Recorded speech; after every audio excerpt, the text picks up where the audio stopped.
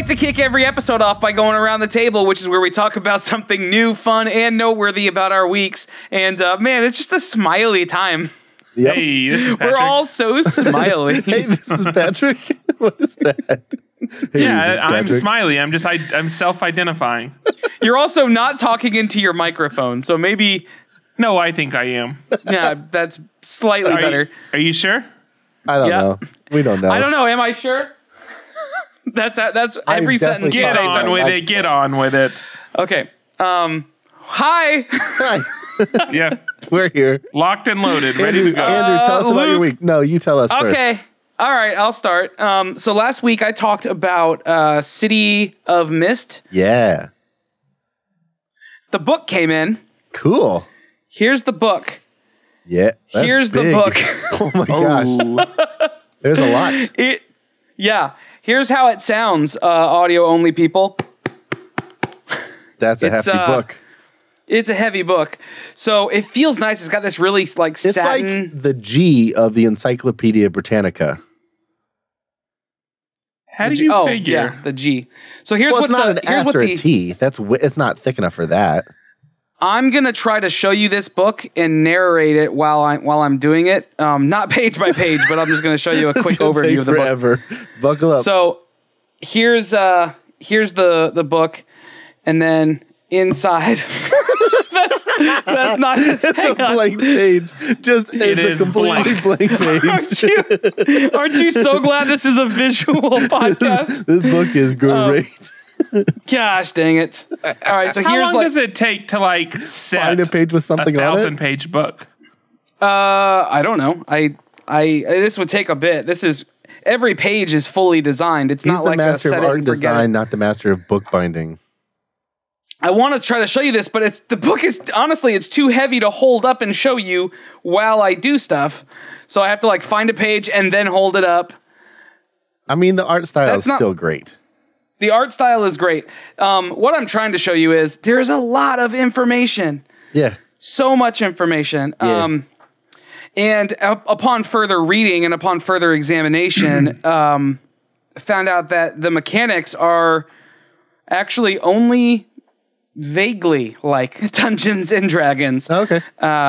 So it's very, very narrative heavy. Did you say it was D6 based though when you roll?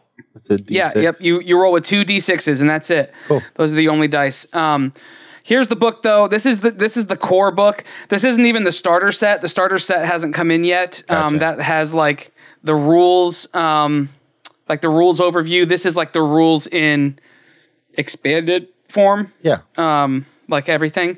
And this it gives you a description of like the different areas of the city and the different things. But what I've learned about the game is that it's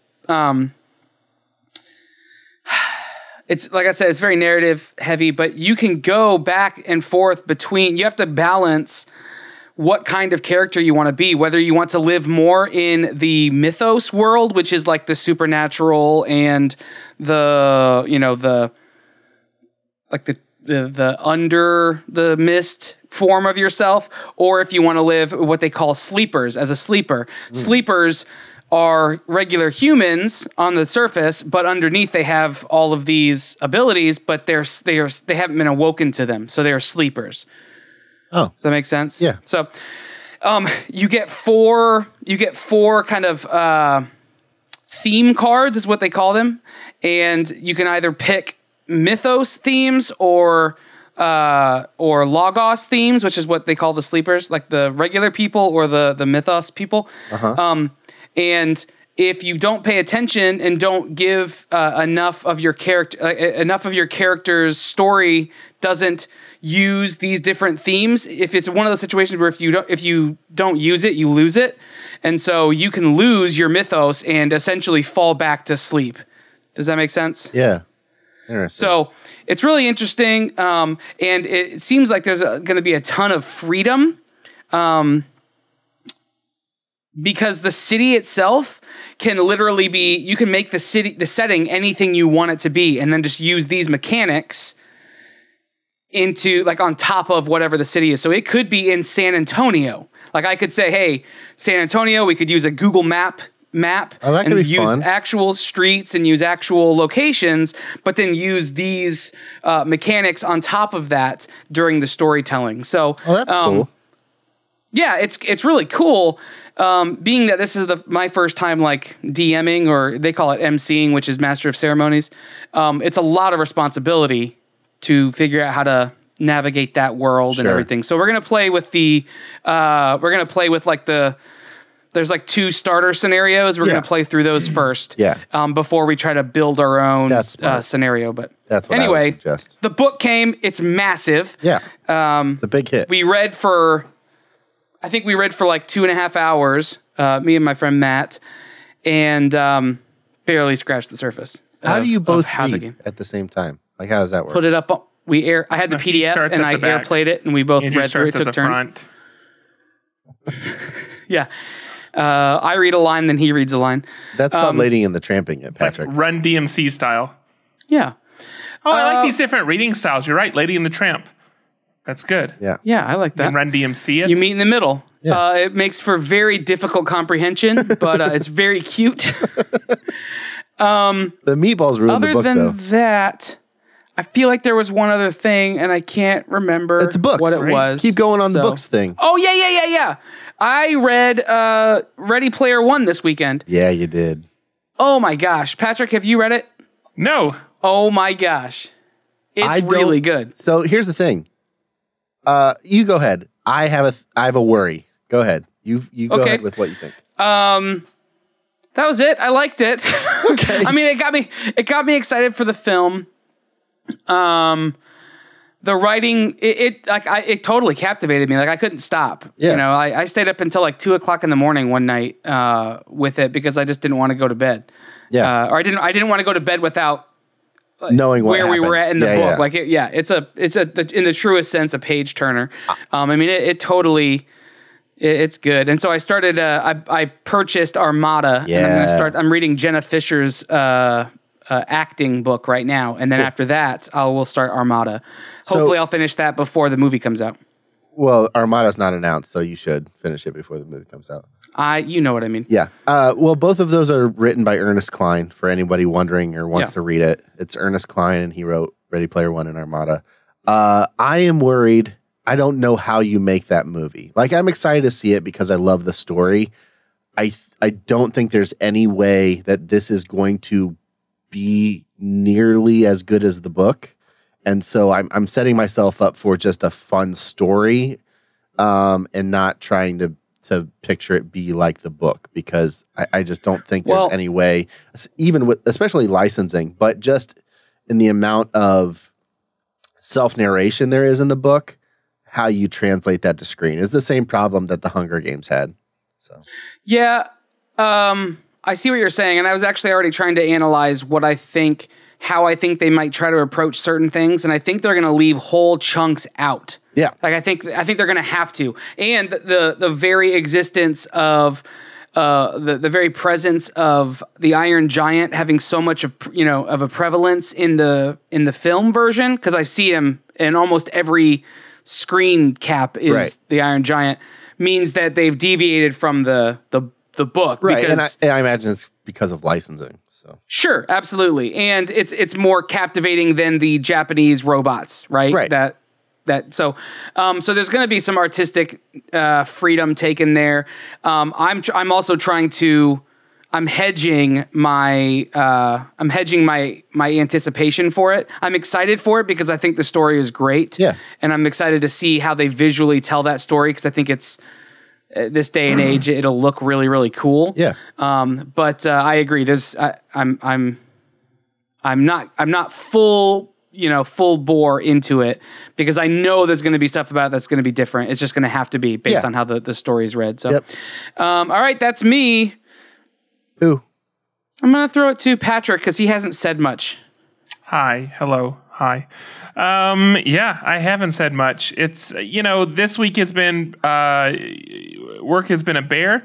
And so every moment that wasn't work has been basically spent in a theater or watching another movie. So again, this week, every day, I've been watching at least one film. Nice. Last we talked, I think I mentioned I had seen Coco, right? That's where I left off last time. No. Nope. Okay, did I mentioned Geostorm last time? No. Nope. Okay, did I mention... Okay, so Back to the Future is where we left off. Yes. Yeah. Geostorm, Coco, Game Night, You had taken a break. Last week you had said you missed a couple days. And so he missed the day that we were recording. I missed the day I was recording. But so since then, Geostorm, Coco, Game Night, Mute, Black Panther again, Annihilation. Got a chance to see a bunch of films in theaters, but also a show that has been really captivating is Dirty Money. So have either of you seen Dirty Money on Netflix? No. I don't know. Oh yeah. Okay. I watched one episode. Is it Volkswagen? Was that the first one? The first episode's about Volkswagen, but it is 6 episodes, and each episode. So Volkswagen, the story behind Volkswagen, which is this auto manufacturer, large manufacturer. Obviously, everybody listening has heard of Volkswagen. For several years, using a device to cheat their emissions tests, so they were passing tests when they weren't actually as clean as they were saying, and therefore. Defrauding the public, but also the government, and then it led to a huge settlement. And then they had to, offer to buy back people's cars for for the past several years, and all this kind of stuff. But the person making this documentary, this series, his wife and he owned a Volkswagen, and so they were part of the people that kind of felt suckered, and it's what kicked off this series. And so, but each episode deals with another large financial, what would be the word? Impropriety? Is that a word? Sure, that sounds good. That sounds great. It's a word. Yeah, great. So episode 2 deals with the person that started this payday cash lending business. And, obviously predatory lending practices. Episode 3 deals with Valiant, which is this pharmaceutical giant that was just buying up loads of other people that made drugs, pharmaceuticals, and they were just slashing all the R&D budget and jacking up the price 1,000%. Are they the ones that did the one drug that was like $50 and then hiked to $700 or something? So the popular story is about Martin Shkreli, who was the investment banker who ended up in charge of one of these drugs, and he did it, and everybody hated him because he took this drug and he jacked up the price. Yeah, again, 500%. But his response to it was, well, I mean, you have hundreds of other companies doing hundreds of other drugs that the same thing's happening to. So it's easy to talk about me right now, but what are these other people doing? And so that instance is what then highlighted. And it was that coupled with a remark that Hillary Clinton made on the campaign trail that highlighted what Valiant was doing. Their stock went from something like $10 a share up to $290 a share, back down to $10 a share. Yikes. It's crazy. And so it's following the story of that, and people are shorting it. One of the episodes is HSBC and the and these drug cartels, and then another episode is Donald Trump and his empire, and then there's another episode too. So, but fascinating. Each episode is somewhere between, I think, 40 minutes and an hour, maybe closer to an hour, something like that. And I think the thing that I find most fascinating about the film or about the series. And the other one's about the maple syrup heist, the $2 million of maple syrup that was stolen. What? This was a few years ago. Yeah, it's crazy. I have no idea. I'll have to watch it. I haven't watched it yet. Somebody had sticky fingers. Oh. Got him. The thing that's fascinating to me is... Because of the syrup. Yep. The stuff that's happening is cut and dried. Not in every case is cut and dried criminal as it seems. And in many cases, what's actually happening. So, the case with Volkswagen was very obviously criminal. They were purposely they had a cheating device to cheat the emissions test. But when you look at some of the cases with some of the pieces of what the payday loan was doing, or some of the pieces of what Valiant was doing, not all of it, but there are many pieces of it that actually they skirted legality, but they weren't necessarily illegal. And that is, I don't know why, the idea of is the problem the individual, is the problem the company, or is the problem the system that allowed the individual to flourish? Fascinating. So I would say check out Dirty Money. Really, really good watch. And otherwise, I will save my other comments because I imagine some of y'all have seen some films that I rattled off my list. And so when we talk about them, I'll save that so I can interject. Since I know that it's past, let me just say Coco is beautiful. Awesome film. Really enjoyed watching it. So Luke, take it away. Yeah. Man, this week I'm again going to talk about Dungeons and Dragons because it's kind of the thing I do, I guess. I've been DMing, as I've been saying to you all, and I'm building an encounter for my party. I got like way back into crafting and painting and stuff. I'm building a sewer. So I'm holding up a board. It's like a paper foam board with pink plastic foam cut into hexes for sewer. And so this will be like, I'm going to fill this with water. And those are cut into hexes? Yeah. Well, I drew the hexes on, but with pink foam, when you draw on it, it makes indentations.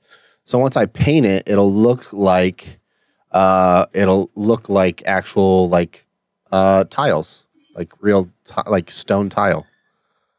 Okay.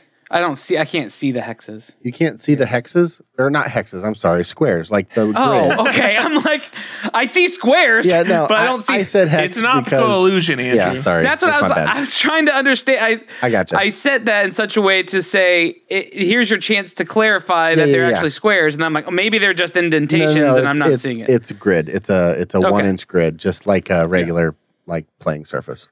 Yeah. So yeah, I've gotten way back into that, and it's a blast. Other than that, saw some movies that we'll talk about it in a little bit. And I want to say, what's up, Ashburn, Virginia? So Patrick talked about it a while ago. That Simplecast, that's who our hosting's through. They have analytics stuff rolling out, and right now you can look at downloads by city. And Ashburn, Virginia is one of our tops. So what's up, Ashburn? We don't know why, but we're happy about it. So if you're in Ashburn, say what's up. If you're in Ashburn, yeah. Like reach out. Drop a word to us in social media. Can I tell you why that was so jacked up? I know. I was going to say that I sounded like an idiot because there was doubling of my voice. It was like doing a speech jammer. Nice. That's why I don't even know what I said. I'm going to have to listen back to this just to hear how dumb I sounded. If you're in Ashburn, hit us up on social media. We want to know who you are and say hi. Thanks for helping. Yeah. We have calculated there's probably at least 80 listeners in the Ashburn area. Yeah. So, or one very bored person. Yeah, I mean, if you're helping analytics, so that's probably also true. Yeah, or one person who's listened to. Does anybody have family there? Is it like 400 something episodes in the last 3 weeks? But yeah, that's it. I've been watching the last season of the Great British Bake Off. Is that what it's called? The Great British Baking Show? The last season, like the first season where Hollywood's not there, or like the last season that's available on Netflix? No, just season 4 on Netflix. Okay. So I'm not up to the GBBO. latest. That's exactly what it is. Old Mary Berry. Yeah. Her soggy bottom. You're saying a bunch of things, and that none of that makes I get it. Sense. It's all good. It's fine. Yeah. That show is so great. I've said it before. Hunker Bunker. Everybody, Trivity Tip Taps. So you know what I nice. mean? Like it's the best. Slip slabs. That's the best part about it. Andrew, you should watch it because it's a refreshing. Oh man, I know all about the Humble Tumps. Yeah, man, I got it. Those Tumps. It's just refreshing. Tumps. It's so refreshing to watch because everybody's so nice. It's a competition, but they're all rooting for each other. It's good. Well, that's what Top Chef is, except everyone gets angry at each other. Okay. Yep. There was one time in the history of the show someone got angry and it was over the use of a freezer. It's a great episode. Is it later? Everyone remembers the freezer episode of 93. Like season 2, like Freezer Gate, when someone's dish gets taken out of I do. Yeah, somebody took it out. Remember that now? Yeah. That they were not uproar, happy. man. You like the not the U.S. We don't care, but I'm sure British people were pissed when that happened. Well, it's just it's good, healthy competition. Like it's just I want you to do your best because I'm doing my best, and whoever wins really wins. Like I don't want you to have a mishap and something go bad. Like I want to beat you at your best. That's like the spirit of competition, and it's so good. Yeah. But that's it. It's like an egg pun. Yeah, that eggplant. Yeah, the eggplant.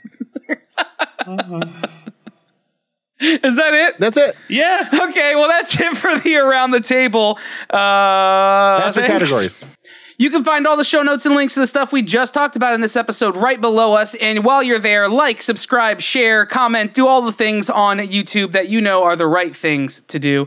And you can follow us on social media. Just search MF1 Podcast on all the different platforms. Join the conversation on Slack. Go to mf1podcast.com/Slack to join, 250, 300 people who are in there from day to day. Yeah, it's awesome.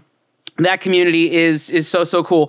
We are going to be at a couple of different places coming up. We're going to be the first week of April at Crop in Baton Rouge. Go to cropbr.com to get your tickets to that. It's going to be a blasty blast. There's going to be so many cool people there. You want to be one of those people. And then the very following week, we will be at Creative South, and we will be hosting a workshop there. That's what they're called. Yep. Workshop. And it's called Podcasting with Dummies.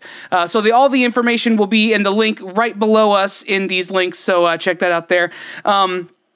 Really just come hang out with us. It's just going to be an awesome time.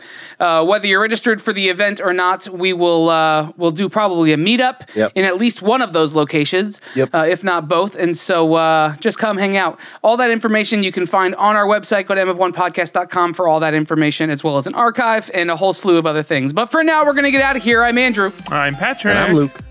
Peace out. Bye. Hold on to your butts.